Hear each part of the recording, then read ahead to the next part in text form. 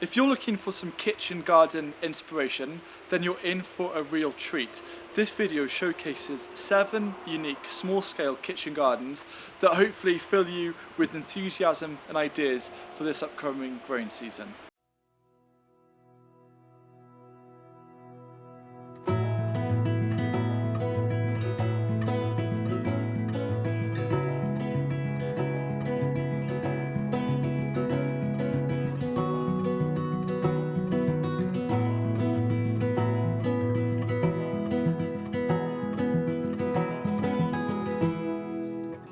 I'm Cornelia Featherstone. I live at Findhorn in the northeast of Scotland, and this is the garden in my house. I've lived here for the last 30 plus years, and I have a phenomenal joy of playing and eating from this garden over the years. Well, the soil here in the garden is actually sand. This was part of sand dunes, and you can see that only 400 meters further north, it's just rolling sand dunes into the North Sea. So this garden was sand, and still is sand. I have to feed it regularly, and if I go down even a foot in the low beds, there will still be sand again, no matter how much organic matter I put on top. Nonetheless, it's a very productive and bountiful organic garden. Miraculous, as the Findhorn Gardens got famous for growing big vegetables on sandy soil. There were then some theories, that there are more minerals in the sandy soil that was possible. I don't do 40-pound cabbages, but I do have a very, very productive and beautiful garden. Growing my own food for me is ultimate abundance. It's true wealth. For me to be able to go out here, harvest something and eat it within 10-15 minutes, that's true luxury. I can't explain it any other than that. For me, it's wealth, it's richness. It's a joy to eat what needs to be eaten in the garden. I don't need to think about recipes and stuff. I just eat what needs to be eaten in the garden. So right now I will eat a lot of green leafy things because they can't be preserved very easily. Later on in the year, I will eat more kale, and winter lettucey things, and start eating things that I have frozen from the garden. So in the years when I'm on top of it, I can eat 52 weeks a year from the garden. And because I have a polytunnel, I can even harvest a little bit for 52 weeks of the year. I got a physical condition that I couldn't bend down as sustained as I did before in the garden, and that was a source of sadness for me. And then I just one day had the idea, I want to garden at hip height. I want to just walk around and just do this. But we got pallets, and they're just the right height, and we stuck them together and we filled them up. And we now have several raised beds at hip height, and one is even a bit higher. And it's so much easier for me to do that, and I can play in the garden much more without having a sore back at the end, and also somehow in shorter stints, and it doesn't matter. I don't know why that should be different on the ground compared to the raised bed, but it is. In the raised bed, I see a difference in half an hour, and if I have a sore back, I can just rest. I love my raised beds, and my initial raised beds worked really well. It's the one over there, and it's quite big, and I was oblivious to the reason why that one worked. And what it is, it's 2 very long pallets from builders, one 2.5 meters and one 4 meters. And then I stuck single pallets onto that and made a U-shaped raised bed, and it worked. So I thought, oh, that's easy. So the next raised bed I made in straight lines, and it didn't work. It bowed, and one of them even split. So what I've now learned is what you have to do is to take 4 single pallets and make a pillar. And you can put several pillars next to each other if you want a longer bed, but to brace the pallets, to avoid the soil pushing outwards, each one needs to stand on its own. The other thing I've learned, initially I filled them with brush, which is fine, it fills up quickly, but the next year you're down by more than a foot. So the next ones I've just filled up with topsoil. Topsoil is quite cheap to get. They even are happy to deliver it to you because they come from building sites and things like that. And then the top 1.5 feet, I put in good soil. And also at the moment I have come across a wonderful source for household sterilized council compost. Yeah. which is relatively cheap to get and is wonderful for a top layer of mulching because, as you can see here, very little weeds grow on it, at least in the first season, which is great fun because it makes gardening even easier. Yeah.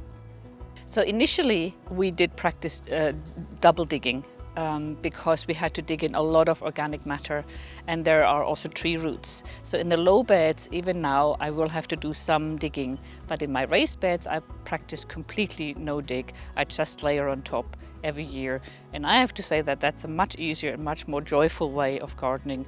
It's great for my back, but it also feels so much more easeful with the soil itself. The soil feels happier, if that makes any sense.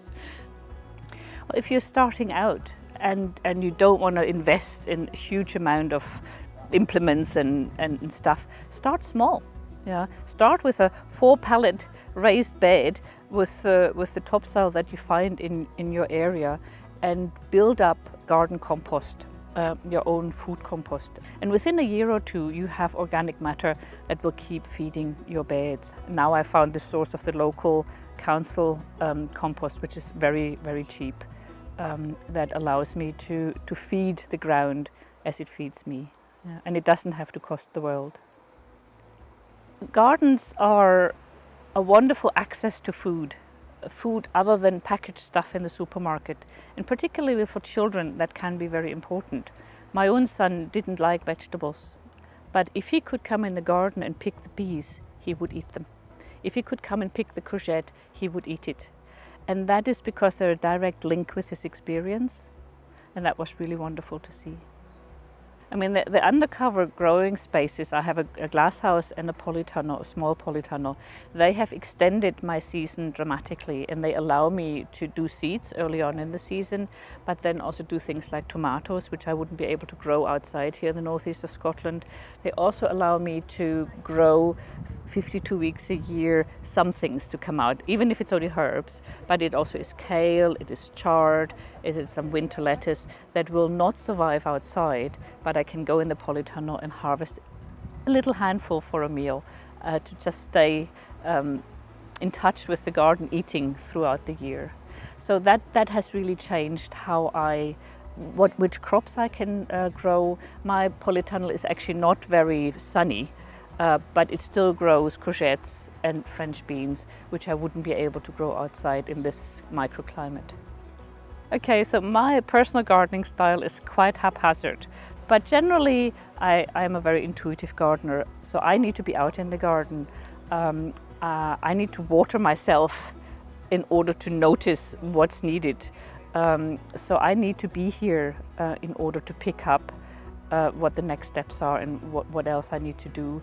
But somehow the garden still gets along.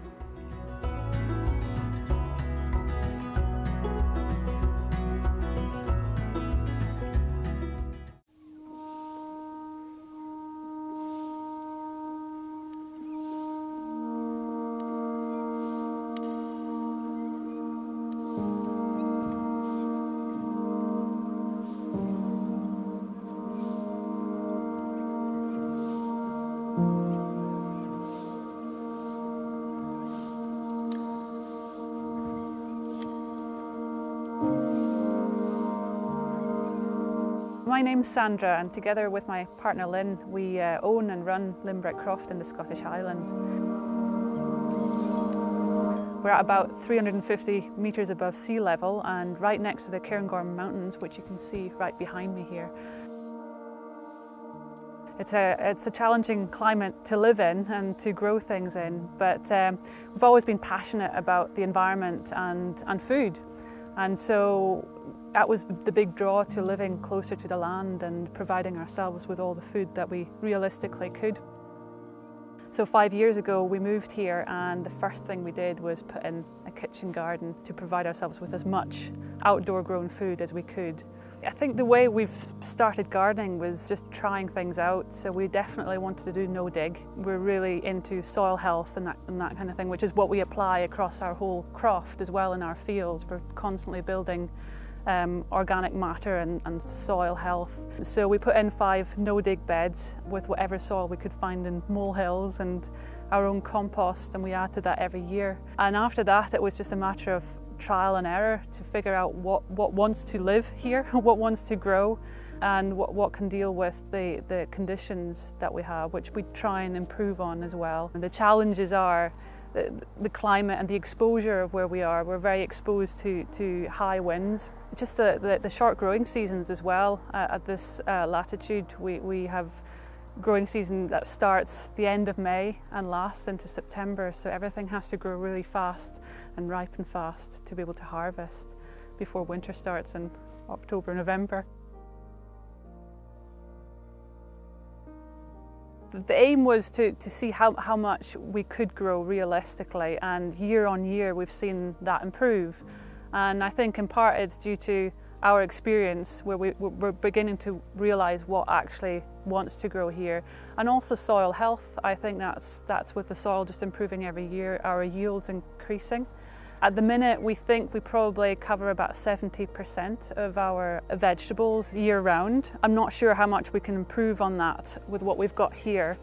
We have put in a polytunnel to try and bring it up to as close to 100 as we can for vegetables. It's realising just what we personally will need a lot of throughout the winter as well, and to try and figure out what will actually survive the winter, even under thick snow cover and ice.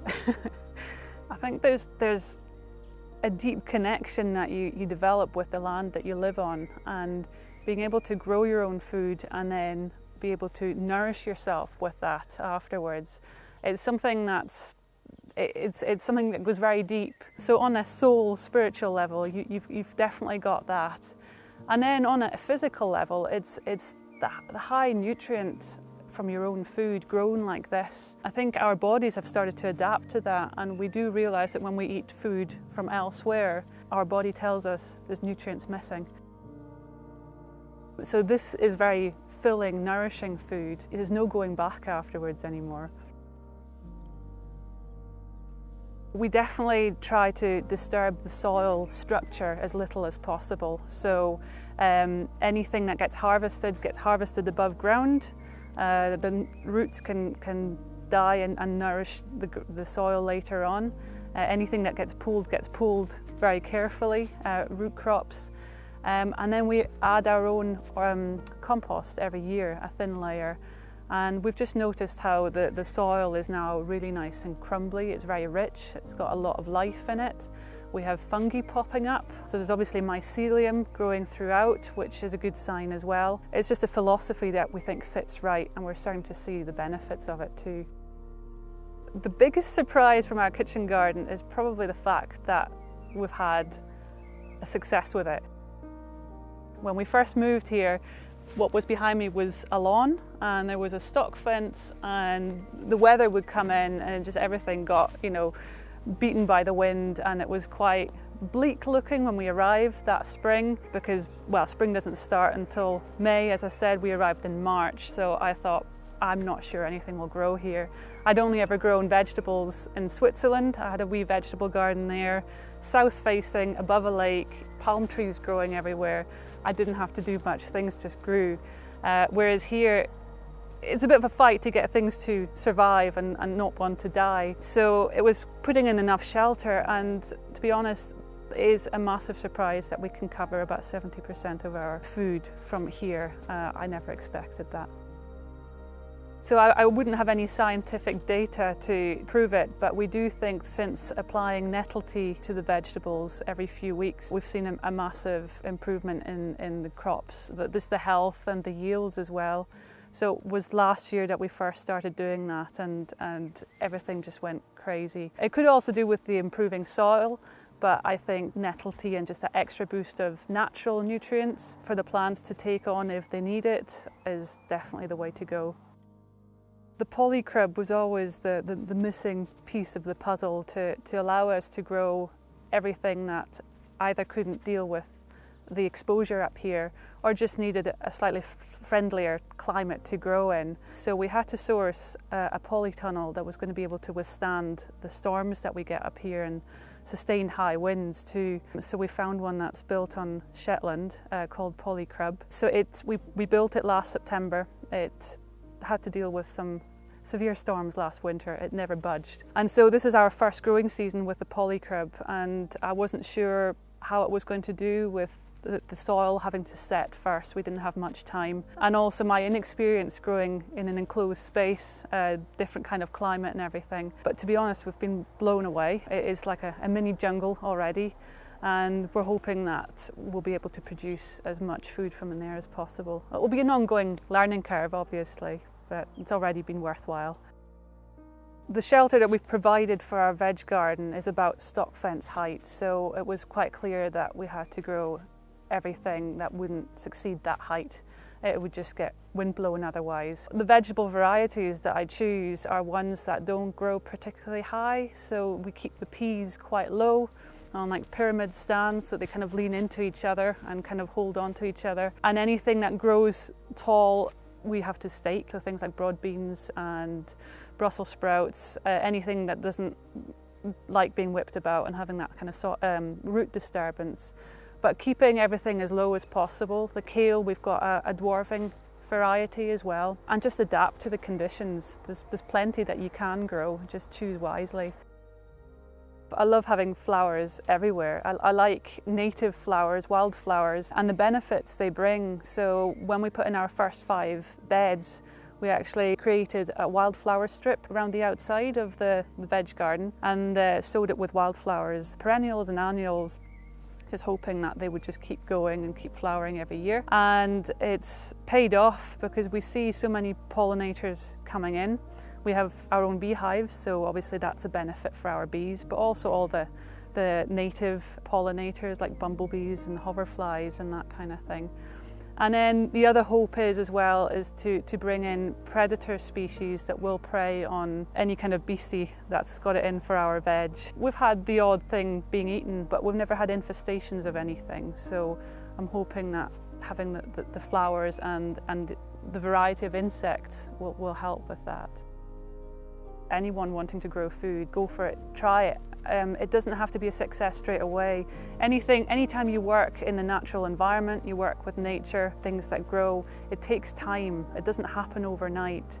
So give it a few seasons, and every year you observe and you see what worked, what didn't work, you tweak it, and you will see an improvement and you will be able to grow food. There's absolutely no way you won't grow something so successfully. Don't be afraid of failures. It happens to everyone. Just enjoy the successes along the way too.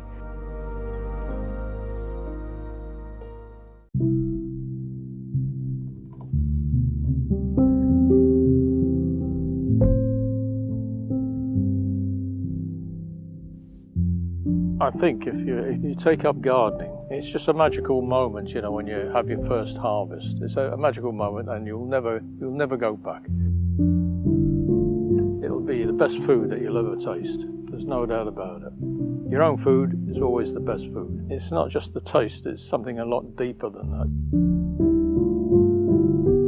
My name is Jack First, and we're living in North Wales, not too far from Portmaddock actually. I grow food because I think it's a natural thing to do. I think when you think about it, all other animals, they have to provide food for themselves, their families, etc. I just feel that I need to do that as well. That's a part of me of getting back to nature. As a child, I had a vegetable patch. I've always been into gardening. They call me Green Fingers. And very fortunately for me, my father had a distant cousin whose brother had a farm in Belgium.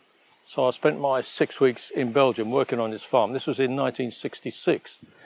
And I was absolutely hooked on it. There was something about that lifestyle. I was just totally hooked. When I finished schooling, I did a few years practical experience on farms, and then I went into farming. But most of my working life has actually been in horticulture. I've run a few horticultural projects, for instance. I've grown food. When I was working in a whole food cooperative, I was supplying the food there. I was actually a Soil Association symbol holder for some 10 years. So yeah, I've been there. I've done it now. I'm with the soil, 100% with the soil. I suppose if you want to go a bit deeper, you know, you could say to me, everyone's asking the question, where did we come from? And for me, it's very simple, and this might seem very simplistic. It's through food. Where's the food come from? The soil. Sunshine, rain, earth, wind and fire. I can't see us coming from, like I say, some water with hydroponics and some chemicals running through and all the rest of it. No, for me, no, I don't want to know. Now with gardening, it's a incredible hobby. It's like I said, it's everybody should be doing it. But you know, it's possible to produce a pound of potatoes, let's say for 10p, and it's also possible to produce them for 10 pounds. You know, and I think they have to have a balance there with how much you're spending. And one way of getting over that is recycling. You see the greenhouse in the back there and my frames, it's all recycled. 99% of it is recycled. I've spent very, very little, and that's part of my training, as it were. If you've got the money, everything looks aesthetically, maybe it looks, a nice greenhouse might look better, but to make your own, it obviously saves a lot of money. So the reason I've got a bit of a protection around the cucumbers, they've got full light, as it were, because they're not inside. It's because they don't like their leaves to be blown about, you know, so it's just a bit of protection. And there's quite a few things, all the, you know, pumpkins, squashes, courgettes, cucumbers and the like, and a lot of vegetables don't like having their leaves blown about. So you give what protection you can, but try and give them as much air as possible, as much light as possible. Because I think what a lot of people don't realise is that in a greenhouse, you don't get 100% light. It might only be 95, 90%. In a dirty polytunnel, for instance, or in some structures, it might only be 70 or 80% light. And that's an important factor in producing veg, especially in areas where there's poor light. Now, I worked in Keighley, up the Aire Valley there in Yorkshire, where on average there's only 3.5 hours of sunshine a day. Whereas down on the south coast there are areas where there's 5.5, 6 hours. They got twice the amount of sunlight. So the old lampshades, okay, what it does, it's shelter, it's protection, and it's increasing the amount of heat the seedlings are getting, gives a bit of protection. If you have a problem with mice, for instance, mice are opportunistic. They will go in, grab something and go off again. They're not going to start going round in circles looking for a way in when there's so many predators about. So it's something to deter. You can start a lot earlier because, just for instance, if someone starts out in the open sowing, say in April, there's actually something like, I think, 300 hours of daylight in April. You've lost it if you start at the end of April. So start at the beginning of March and you've gained 600 hours. That's how it is. You use the light. Like I said, I worked a lot in Yorkshire. A lot of the houses there are made of stone. They might have small yards, poor light, as I've said, in an environment ideal for slugs and snails.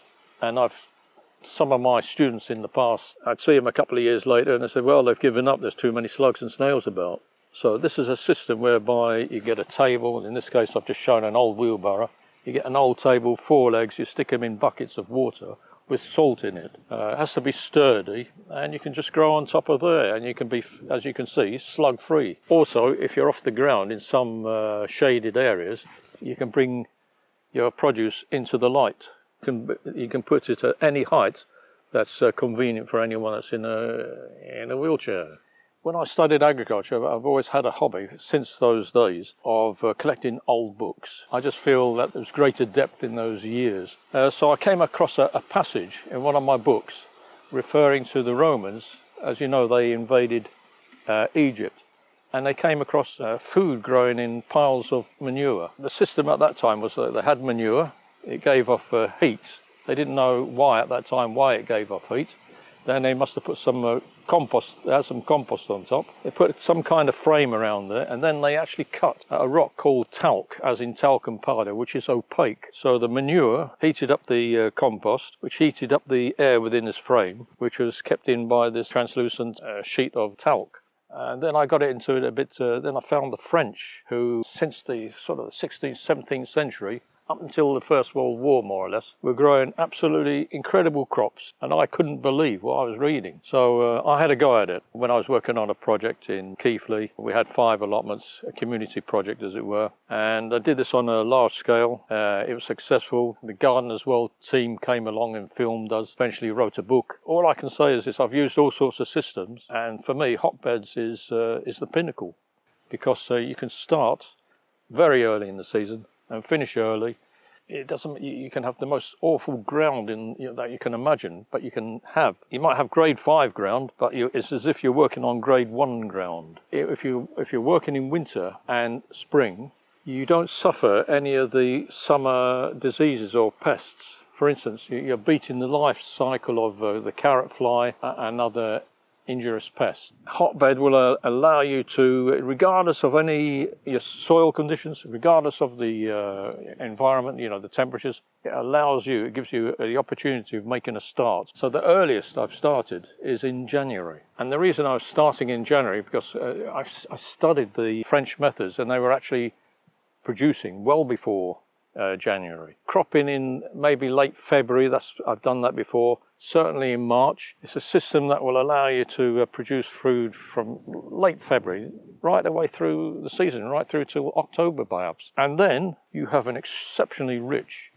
compost I've had analysed, and it's almost like a fertiliser. Maybe a third of it is saved and is used as the growing medium for the following year's hotbed. The rest of it is top dressing for on your beds or in the garden or whatever, or even potting compost. You can turn it into a potting compost. So what drew me in the first place to hotbeds, and the French, they're very, very clever.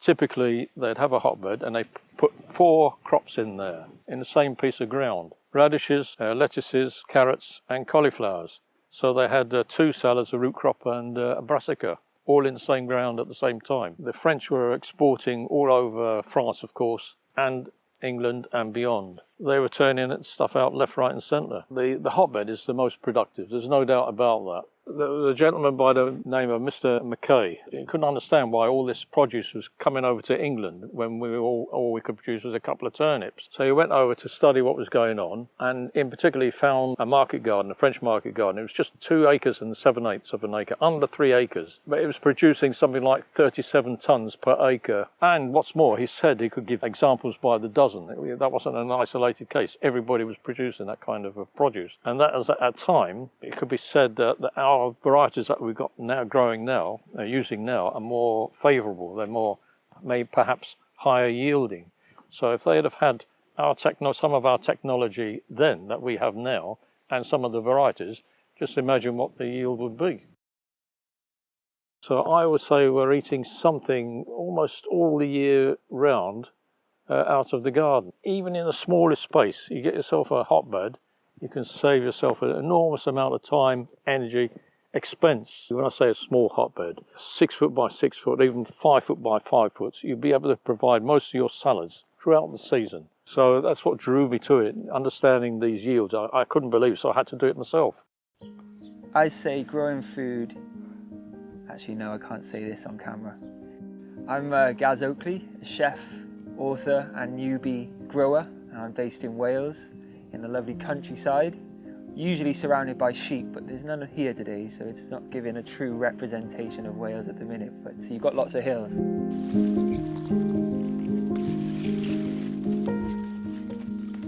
Yeah, I haven't been growing long at all. It's been 3 years now, 3 growing seasons, and my garden's gradually getting bigger and bigger, and it's sort of become everything to me. I'm so grateful for getting into gardening and growing food, but my first passion, my first love was cooking. Cooked as a child with my dad, and then got my first chef's job age 15 part-time after school, learning the skills that I use to this day. And then at 16 I went full-time. My dream was to get a Michelin star, be the youngest chef ever with a Michelin star. It didn't quite work out. I still have dreams of getting one maybe one day in the future, but yeah, I was right in the deep end in fine dining restaurants, learning my craft like a sponge, learning from the chefs around me, soaking up all that knowledge. And but fast forward today, I now have a cooking show on YouTube, and now I feel so much more connected with the food through growing it. To tell you the truth, when I was in the kitchens, we didn't really, well, I certainly didn't have the close connection as I do now with my ingredients back then, because you don't see the patience, you don't see the nurture, you don't see the time and the effort that's gone into growing the ingredients. You just get them. And obviously you're amazed when you see beautiful organic carrots or whatever, any ingredients that come into the kitchen, and you're taught not to waste a single scrap. So you do appreciate them, but you don't see that journey from seed to harvest. So you're less likely to appreciate it as much as you do when you grow them yourself. Yeah, it's been 3 years now growing food. I think that is something that I'll do for the rest of my life. I'm already sort of thinking of ways in which I can continue to grow food on the scale that I do during the summer times in the winter time. So I'm already thinking about maybe going to work at farms overseas in the winter, somewhere sunny. I love it so much. I can't put it into words how much I love growing food. Well, the initial reason I started growing food was because I wanted to gain some sort of independence and self-sufficiency after being in lockdown in London in my small apartment. I just felt like I felt helpless, and I felt I was so reliant on all the institutions that were set up, whether that's having to go to the supermarket to get my food or everything else that we're reliant on. I didn't feel like I was in control of anything. So it got to a point where I thought I have to start growing food and knowing where my food is coming from. So that was 3 years ago, and it's the same sort of mission now. It's having that independence. I love being able to harvest my dinner. I love being able to feed my family with my homegrown produce and give it to my neighbours and trade it for things that they're growing. And I want to go back to that, and I really want to encourage people to do the same. So it was that sort of motivation to be self-sufficient and less reliant on the big infrastructure that's set up. Growing food is changed the way I cook completely, because now I only plan the recipes when I know what's ready to harvest. So right now I know I've got a load of beetroot, so I need to make something with it. What am I going to do with them? And it's exciting to then brainstorm a load of beetroot recipes, and that is how I want to live. And when I have my restaurant, I want the menu to be based off what's there and what's ready to harvest only. So it's completely changed how I cook. I tend not to overcomplicate things now when I'm cooking, because I want the vegetables and the produce to shine. So try not to do too much with it. Yeah, the feeling of harvesting produce that I've grown and then cooking with it right away is beautiful. So you go from one really calming aspect of growing it to another calming aspect of cooking. The two go hand in hand, and now I feel like totally zen. There's nothing more healing and relaxing when I can just step away from it and get into the garden. It's like a total reset, and just a day of walking around barefoot in the garden and having my hands in the soil is enough of a sort of therapeutic relaxation thing that I do just to get my mind back on track. It's beautiful. I think just keep things simple. So let's talk about, you just mentioned runner beans. The best way to eat runner beans, in my opinion, is just to snack on them. They just taste so fresh and delicious. But what I love to do with those is just get a griddle pan really hot and just slightly char them and drizzle over a little chili oil or something like that. And that's all it really needs. And if you can cook over fire, amazing, because that wood-fired smoky element will add a delicious twist on any of your ingredients. So then you don't need to add anything on top. You just need to sort of grill them, and that's it, barbecue them. So just keep them simple. With kohlrabi you mentioned, I just grate that and add some lemon juice and some seasoning. It's like a lovely, refreshing slaw. Keep things simple. Add some herbs from the garden. Find a herb that you really like and throw it into a dish, and you're going to like it because you like the herb already. So keep things simple. Cooking outside is that I was sort of forced into it. because my kitchen isn't suitable to film in for my YouTube channel. So at first I was a total city boy and novice cooking over fire.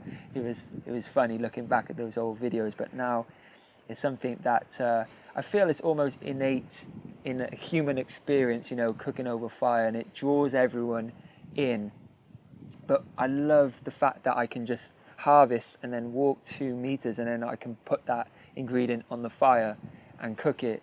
And if you've got space for a little fire pit or a barbecue or something like that, get it in the garden, because you can instantly cook things. Recently, we just harvested a load of potatoes, and I turned to my cameraman and friend Tom and just said, "Oh, shall I just roast these on the fire?" And he's like, "Yeah, all right then." And we did that, and it was like the most delicious potato we'd ever eaten.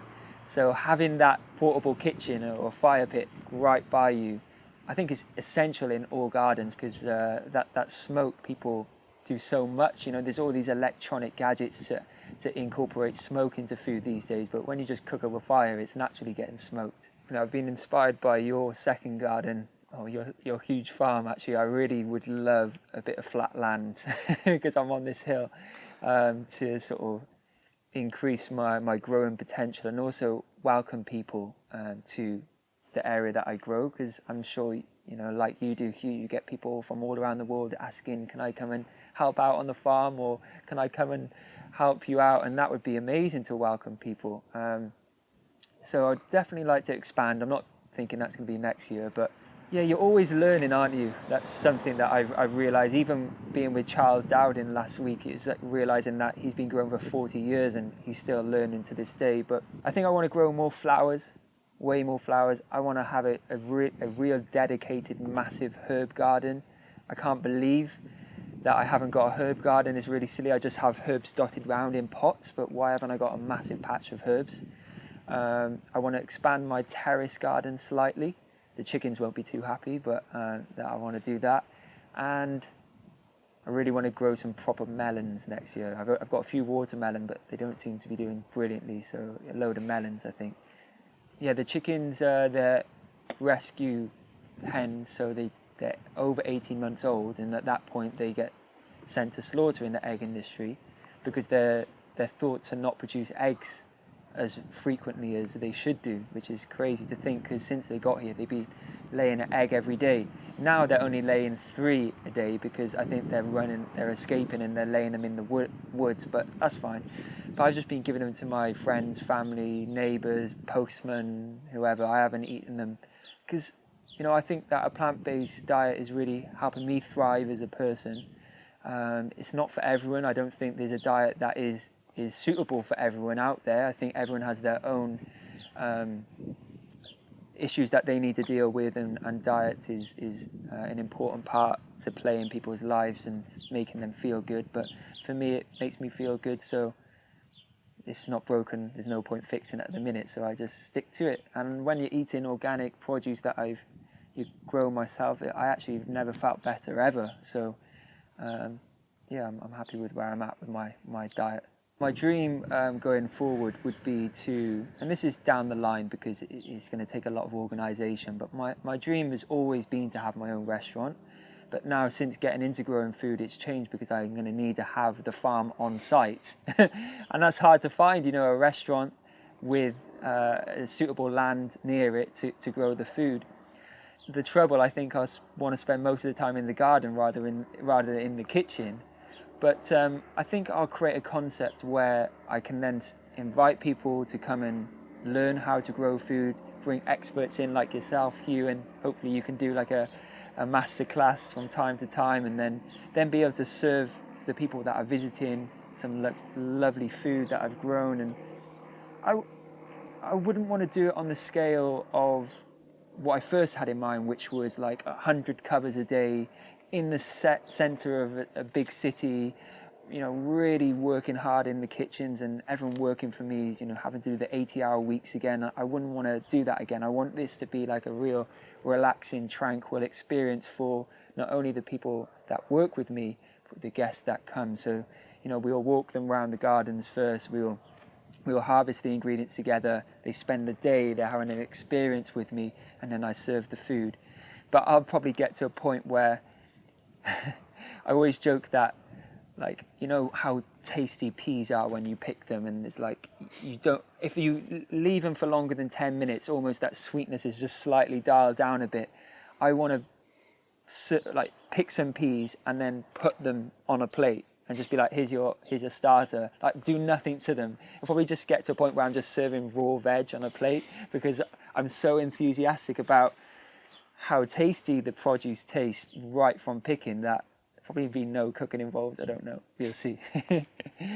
Yeah, that's the master plan in the future, a place where I can invite people for a real experience of growing and cooking. Big mistakes in growing. Well, to be honest with you, just before I moved here, I had a crash course in the YouTube University of growing food. Thankfully, finding your videos, Hugh, and you know, the other amazing gardeners on YouTube, I felt like I had a wealth of experience, and that's the beauty of YouTube, and I'm so grateful for your videos, Hugh, and everyone else that shares growing food, because it's a life skill that so many people, I think, would improve so many people's lives. It's really improved mine, growing food. So the fact that there's people like yourself, Hugh, putting this free knowledge out there is incredible. So thank you, first thing. But in terms of mistakes I made, well, I started off with just one raised bed, and I planted about 20 different things in there. I had all lines, and then, as you know, when it all grows, it just all takes over one another, and I was scared to sort of thin things out because I didn't want to cut my babies, it felt. So, you know, I had all these twisted carrots and tiny parsnips and whatnot, so that wasn't very smart. I feel it's been quite smooth, and actually I don't think anything is a mistake, so you just learn not to do that next time. So it's always just a lesson, I think.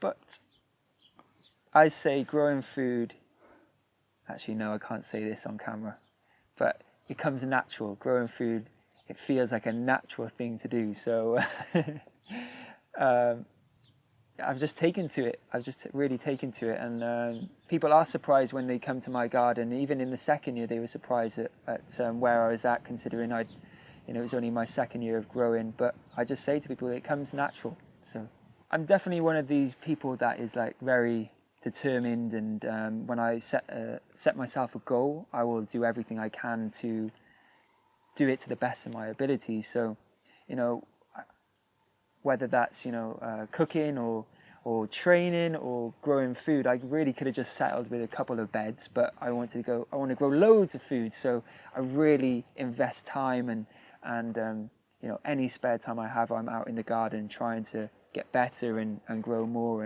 and grow tastier food. But what I really realized I could have done is, back when I lived in London, I had a small balcony.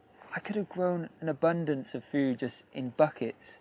I just thought you needed a big space to grow food, but what I've learned is that, you know, you can grow ingredients in pretty much any vessel, really, as long as you have good soil and some sunlight, and you can nurture the plants. I just wish I got into it sooner, and you had that green finger back when I had my place in London. It probably would have given me some mental clarity, just being able to go outside and pick some kale just that's in a plant pot. So I think that sometimes if people are new to gardening, they see, you know, a lovely garden like this or your amazing garden, Hugh, sometimes people will think they need a colossal space, but you know, you showed on numerous times that you can grow in abundance just in a small 1 meter by 2 meter bed, and it can be done. And I really want to inspire people to do that in their gardens at home or on their balconies. So what I'm trying to show people and tell people is that they need to turn their lawns into farms.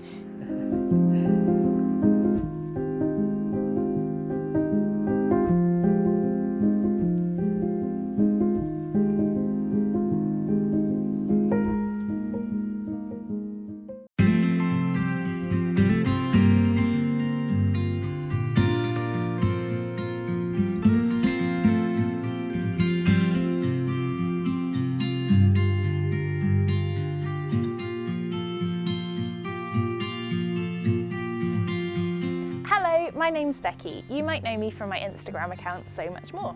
And this is my garden here in Hampshire. It's a suburban garden and I only moved here just under 2 years ago. When we moved in, this whole patch was rubble and a few plastic raised beds, mainly weeds. And last year, when I first moved in, I decided that I didn't have time to revamp the garden, so I cleared the weeds and used the beds as they were, added a little bit of compost. And this year in winter, I decided that everything was coming out, so I completely flattened this whole area and built all of these raised beds from materials that I could get my hands on for free. So I got some concrete blocks from various different building projects. I got some old scaffold boards from Facebook Marketplace and put together these raised beds almost for free. And I finished in about February. It took me most of January and a little bit of February. And by March started planting, and this is it in September.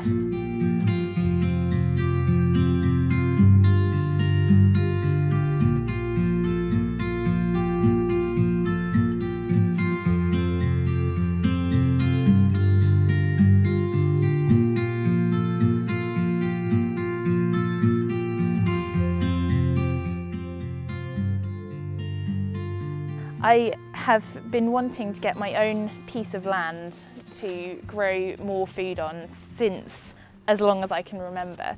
My parents had a vegetable patch, my grandparents had a vegetable patch, and I've always wanted to grow food because to me it's the most sustainable use of a piece of land. If I have stewardship over a piece of land, then I want to use it in the best way possible. So if I can grow my own food and reduce my carbon footprint of what I'm eating and increase biodiversity and encourage wildlife into my garden, whilst also getting delicious ingredients to cook with and feed my children really nutritious food, then that just seems like the perfect outcome for me. So my garden here is about 120 square metres, which is not big. It's about the size of an average suburban garden. And I really like to cram everything in. So I like to use tall things next to short things, make sure that when something is going to be coming to the end of cropping that I've got something else to go in to replace it with. And I like to constantly have a supply of seedlings so that if there's any empty spaces come up in my beds, I've got something to put in there to fill that in. I'm not very good at planning because I usually like to sit down and make a plan and then throw it out the window and just go with whatever I feel like at the time. It's important to me that it looks nice as well because this is my garden at the end of the day, and when I have friends around they come and enjoy my garden and we sit out and we have a cup of tea or something, so I still need this to be a functioning space for me. So I like it to look nice, I like to cram a lot of food in there, and I think in this space I grow approximately 85 to 90% of my family's fruit and veg. So it was never really much of a choice for me as to whether to grow organic or not. I studied ecology at university and I've always had a real passion for the environment and saving the world. So for me, understanding a little bit about the way that ecosystems work and the soil works, there was never any question as to whether I was going to be organic or not. And what I try to do on my Instagram is to teach people about organic gardening, and mainly the reasons why it's important to garden organically. Not only is it sustainable for the world, but it's also easier for us as gardeners, saves us an awful lot of money, and we get really, really good results, providing that we are looking after the soil, and that's all it really comes down to. So I decided to start doing something called Sunday Science because in my head it's quite fun to impart scientific wisdom on people when they might be hungover. So basically it was a way of me being able to cover a subject as succinctly as possible and give people some information and teach them a little bit about plants, and not how to grow them, but actually how they work themselves. It's really important that I have a good soil structure and a soil with lots of nutrients that are available to the plants. And it's the microbiology in the soil that feeds these nutrients to the plants. And I'm talking about fungi and about soil bacteria and all the other things that live inside soil, like earthworms as well. These are the things that, if we look after them by feeding them compost, they will cycle those nutrients back to our plants. And plants are pretty incredible too, because the carbohydrates that they make from photosynthesis, they send down through their roots back to the microbiology in the soil as well to feed that. So what we end up with is a cycle where the plants are feeding the microbes are feeding the plants, and we end up with healthy soil and healthy plants. All we have to do is not mess up the balance and try and keep roots in the soil as much as possible, so that we've always got something pumping that carbon into the ground. So one of the things that I started to learn and to understand when I looked more closely into ecology and into gardening is that gardening really could solve a lot of the world's problems. If more people were to grow their own food, then we could reduce the carbon impact from large-scale agriculture, we could increase biodiversity, we could improve our own mental health by spending more time outside, we could have more healthy, nutritious food, and we could improve our community feel as well by bartering and trading feeds and enjoying living in a neighbourhood with people who also grow food. And it's a really empowering thing knowing that even if the entire world falls down around your ears, you can still feed yourself and your family. So after I studied ecology at university, one of my first jobs was working in large-scale agricultural farms, and all I could think every day was, I'm wandering through these ecological deserts that are growing food, but it's low nutrient food, the soil's really poor, and a lot of it's going to feed animals rather than humans. And it's got me to thinking about how we could change things so that we can have more nutritious food, we can feed more people, and we can reduce our impact on the environment. And one thing that I really would like people to know, and that I'm really keen to impart on people when I talk to them or rant at them, is the importance of growing organically, and how even just growing a small amount of food makes a huge difference to your impact on the environment. And if you can buy local as well as growing a bit of your own food, then you're going to make a huge difference to how you are impacting the planet.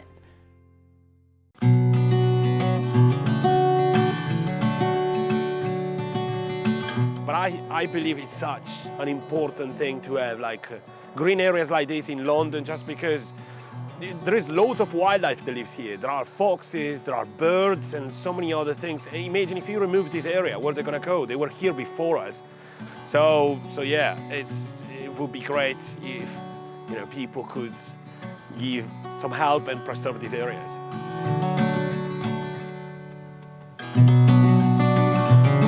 So here we are at my new allotment. It's just 10 by 11 meters, so it's not massive, but it's quite a big space compared to my actual garden.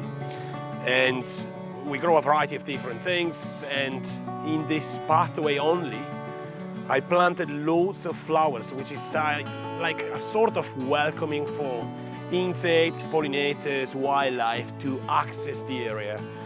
And we got a variety that I can't even list because it's loads and loads of different flowers.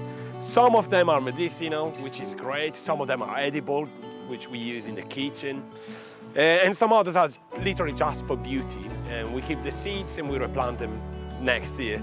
So yeah, I would say that one of my favorite flowers, it's teddy bear sunflower. Like whenever it sprouts, it's such a show, it's so cool. But also helianthus is another amazing plant. Or we got a couple of few varieties of nasturtium that are super cool. The full plant is edible and they are all actually a trap crop for pests. It's a win-win, you know? So yeah, I would say those two varieties are definitely my favorite. So we started this around January. So in January, I literally had weeds as tall as my chest. I had an oak tree growing over there. We had to clear the entire area, and we used a combination of different methods, permaculture, no dig, and so on, to like trying to awaken the life of what was already here and improve it. And this is how we got now to like the plants that are like growing so healthy and full of life around us. Yeah. On this side here, we got a few different varieties of tomatoes. We got an asparagus plant that obviously stopped producing at the end of the raised bed, carrots along the borders, and then some beetroots and chard at the end. Some stuff I self-seeded just because I had it in my compost at home. And by placing it around the plants, they just started to sprout, and I didn't even remove them. I don't really mind. It's extra food, you know. Then we got here, I tried to create a sort of teepee style to support, it's not really a teepee, but kind of, to support the beans. This variety is called Bobby's Dalbenga. So it's green outside, but purple and black with black stripes inside. Super cool, I love it. And we interplanted in the middle lots of different things like onions, courgettes, but we also have flowers like borage at the two ends. Borage is edible, it tastes like cucumbers, and obviously it encourages pollinators again to get into this area, but also mainly predatory insects, because beans tend to have lots of black flies. So as a natural pest control, you know, we have overflies, ladybirds, and all this. And then as well, we got straw, because obviously it's hard to keep on top of the watering schedule. So the straw helps to retain that moisture into the ground, but also we inoculate the straw with wine cups, which helps so much to have extra food production in between the plants. So this border was made with bricks that we found here. So like the area, like all over the place, it was full of old bricks. So rather than throwing away materials that we could have used here, like wood, timbers, bricks, and loads of other things, we decided to reuse it. And we created this border that contains mainly flowers, except of this big plant of rosemary that was already here and we decided to keep. And also at the end we got rose hips and a few berry plants. And it's made like entirely all about attracting a biodiversity of insects. So predatory insects or just pollinators, whatever it is, just to encourage all this insect and wildlife to come into the area, because it's not only about producing food, it's about trying to create that ecosystem. So here we had some extra bricks. So what we did was to create this spiral. Initially it was an herb spiral, and the herbs were placed strategically in a way that herbs that liked sun more were placed at the top, and so on, like going down the spiral. But then we decided to interplant some courgettes that took over the space. And then this is what happens whenever you forget to harvest your courgettes. They turn into marrow, and we should pick them as soon as possible just because they withdraw loads of energies from the plant. And yeah, we actually, one of the mistakes, if I could say, that we did here at the beginning of the year was to plant too many courgettes. And yeah, we have loads of varieties, but still, it's a lot. Behind me there is a shed that was already here. It was in pretty bad conditions. So what we did, we painted the whole thing, we fixed the door, we added more support, and we created a small sitting area. trying to make it look nice. We used again stuff that were here to make shelves and so many other things inside, and we keep it as a storage for tools, herbs, but also natural inputs that we use in the garden, like fermented plant juice. And behind me, as you can see, unfortunately, there are loads of new buildings that in January they were not here, and they want to expand the area to get even these plots. But I believe it's such an important thing to have like green areas like this in London, just because there is loads of wildlife that lives here. There are foxes, there are birds, and so many other things. Imagine if you remove this area, where they're gonna go? They were here before us. We should learn how to cooperate rather than, you know, destroy their habitat just because we want to build more. So yeah, it would be great if, you know, people could give some help and preserve these areas. Have any foxes got names? No, really. I got videos super up, like literally that close. So in this area in front of me, we got a 2-bay composting system at the end that hopefully will produce some compost for next year. And then we dig down to create these raised beds in ground. But mainly we dig to make some borders and underline where they end and begin. We got a variety of loads of plants and flowers at the borders, interplanted actually. And they produce cucumbers, courgettes, marrows again, broccoli and cabbage, chilies, and so many cool varieties of vegetables. I try to plant unusual varieties, like heirloom varieties, as much as I can, and save the seeds for the next season. And these are actually the last raised beds that were created here at the allotment, because we started by creating this whole space, the right-hand side first, and then we moved to the left-hand side. And it took quite a bit to create this last 2 or 3 raised beds. And behind me, we decided to dig half a meter down and put this greenhouse and small polytunnel. And the reason is because we didn't have enough soil to cover to fill up the raised beds. Because as you can see, inside, we got loads of different raised beds, and it would have been like too much work to bring here compost. And again, it's better to use what's already here. But most of all, we didn't want to shade the neighbors. I noticed there are loads of polytunnels and greenhouses around, and that, like, you know, in the middle of the day, they create shade for whoever is on side of you, and it's not really nice. So we try to be a bit considerate, and I surrounded every single raised bed with flowers, in this case marigolds, just because they create that sort of masking barrier for your main crops. So hopefully we won't have many pests on our vegetables, main crops. And there are loads of different things growing here. I also left some self-seeded stuff like chard, tomatoes and other things, basil, that were already in my compost. And we have an amazing production of food in just like a 3x3 meters, you know, size.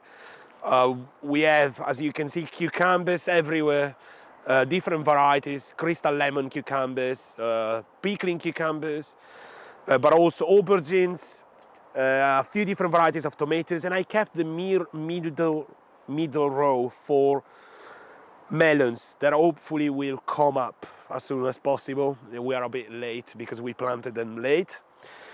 And cover the ground with wood chips pretty much everywhere, so you know, you feed the life even in your pathways.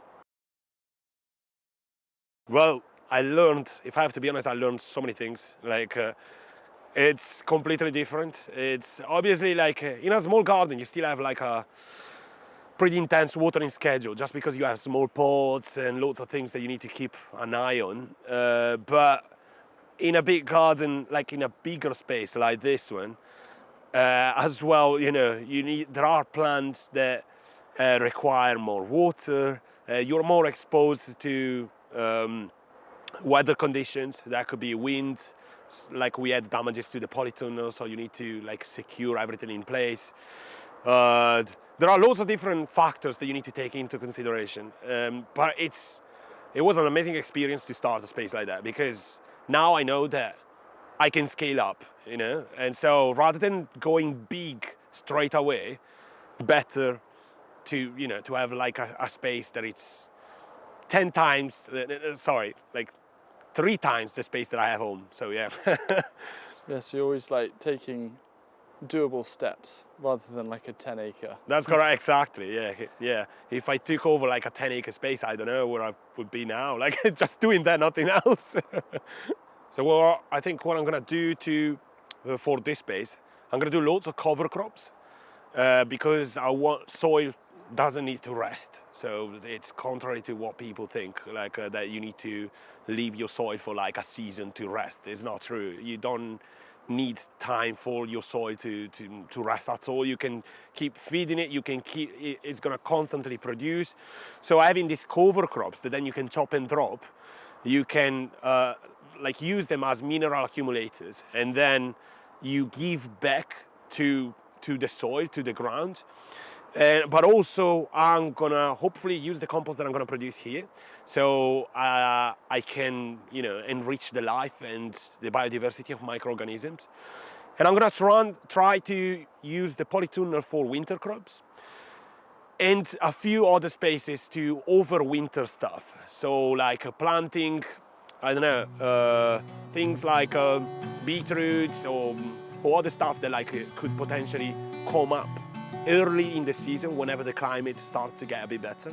So you plant them late or at the end of you know, the growing season, the so-called growing season, and then you can harvest them early, like whenever, like early spring. So it's like a super early harvest, like a fresh crop that you can harvest. So that's pretty much what I'm gonna do to this space, like over the winter.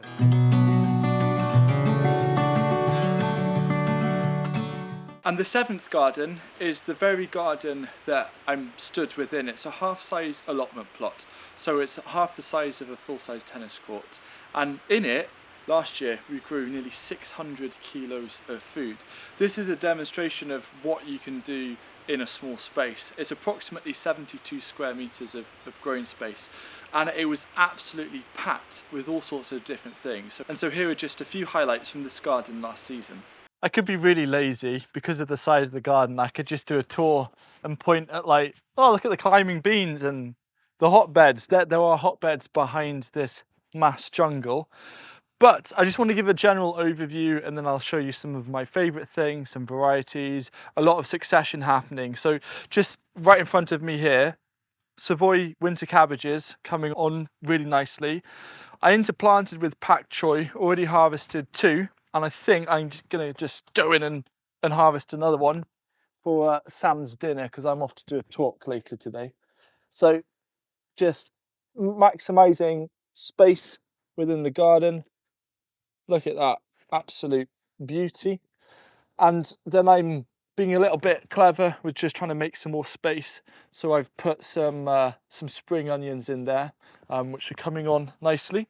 So far, it's been really nice downscaling into having something smaller, because from one spot I can actually, apart from the polytunnel because I can't see completely through it, I can just keep an eye on everything and I can spot things. So like in the far corner I can see the popping red of some raspberries, which are gonna actually be the first of this year, so I actually want to go and eat some now. So being a small space, it's quite an intimate garden. So I've got this low tunnel just next to me here, and I'm growing some perennials as well, because even though annuals are far more productive and I need to average around 5 kilos of food per square meter of growing space, when I grow something like onions, which averages 9 to 10 kilos per square meter of just the bulbs alone, it means that I can add in some extra things that aren't quite as productive, like nasturtiums and mint, but also these raspberries here. So I'm now just gonna pick the raspberries, and I'm expecting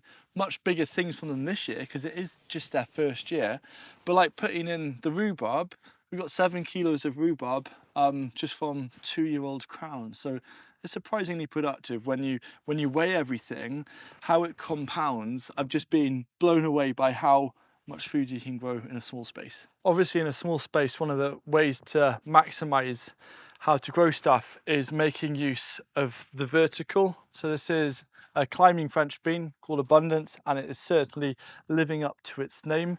In here I had the garlic growing, I then pulled it out and now enjoying these beans and adding a nice little bit of structure and visual interest within the garden and getting 2 pretty decent crops within the same growing season, rather than thinking, oh, I only have enough time to maybe grow some salads once the garlic is out. That is not the case. If you're clever with succession sowing and you start things off in modules around 4 to 6 weeks beforehand, like what I show in the book, it gives you the list of everything that you've got to sow ready to transplant the following month. It means that you can absolutely maximize how much you grow for very little effort, because if you just follow a plan and you do what you need to do, I've been blown away by how simple this is. I think I spend more time in this garden harvesting and taking photos than actual gardening, which I don't know if it's a good or bad thing, but it just is. These slow tunnels have come in really handy at the start of the season, and now we're about to experience their main benefits again towards the end of the growing season, because if you put a layer of plastic over the top, it extends your growing season roughly by a month each side, plus keeps things a little bit warmer so you can grow things that might not be fully hardy during a really cold winter. This is a load of beetroot. I've got just standard bold hardy and then also golden Detroit beetroot here and Boldor beetroot, which have been sown, a mixture between sowing and transplanting, and this is going to be what I get to enjoy as nice bulbs, tasty bulbs over winter for a nice bit of sweetness. So in this bed we grew Oregon sugar pods, around 5 kilos of the Monge 2 just on the top edge of the bed, and then there's a bunch of beetroot and then fennel. Those have all been taken out. Now it's daikon radish that's gone in this way and Spanish black round winter radish that way. So again, another example of succession planting. And it's like one of the main things that I'm trying to ensure is that there's no such thing as a hungry gap within this small space. So behind me here I've got this kale which is growing. Obviously that's going to provide a lot of greens over winter, but during the hungry gap I get all of the flower shoots that I get to enjoy. And then I've also got swede and parsnips just over here, which are going to provide a lot of food over winter that I'm really excited about. So there's crops in here that I haven't yet eaten, even though we're growing around 40 to 45 different types of crops in this small space. And that's one of the main things with self-sufficiency. You don't just want to bulk grow 3 things unless you're happy eating 3 things for the rest of your life. I want diversity, I want flavour, I want a little bit of interest, and to taste the changing seasons, to always keep things vibrant when it comes to the kitchen. So this is one of the hotbeds. This is where all of the salads were grown during the hungry gap, around 7 kilos of it. Then in went cauliflower, spaghetti squash, and cucumbers. I harvested the cauliflower a couple of weeks ago. All the cucumbers are growing underneath it. Around 7 kilos of cucumbers so far. One of the things that I want to mention, there's a really nice one here.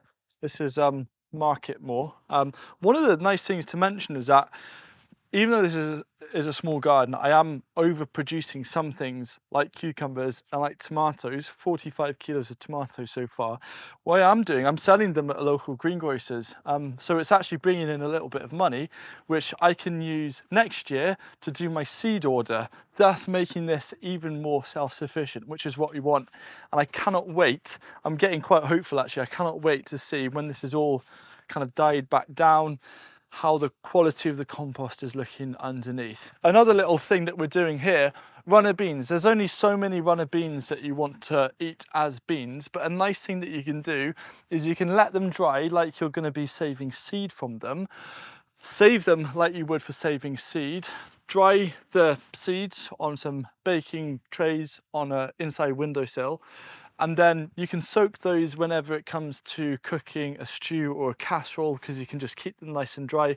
So you can use them for bulking up or adding a good protein source to a lot of your winter stews, which is just an alternative way. So it's being like, it might just be one crop, but there's multiple ways of using it. I'm very excited because it's aubergine or eggplant season, and already harvested about 3 so far. Lots on their way, but just look how beautiful these are. I've got lots of little ones coming along. The pollinators have been nice and busy in here.